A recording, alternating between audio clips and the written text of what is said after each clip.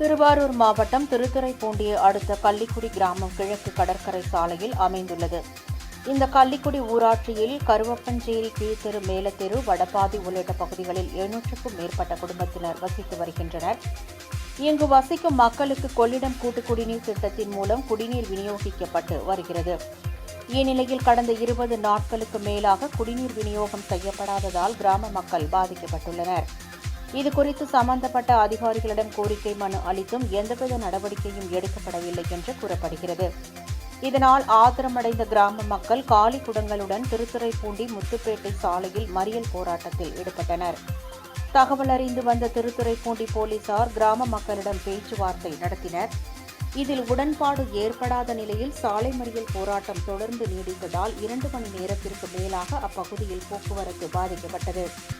இதனால் பள்ளி, கல்லூரிக்கு செல்லும் மாணவ, மாணவிகள், பள்ளிக்கு செல்வோர் அவதிக்குள்ளாகினர்.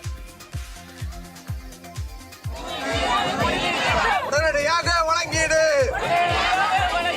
தண்ணி கொடு, தண்ணி கொடு, தாகத்துக்கு தண்ணி கொடு, வாழ்வதற்கு தண்ணி கொடு, வாழ்வாதாரம் தண்ணி கொடு,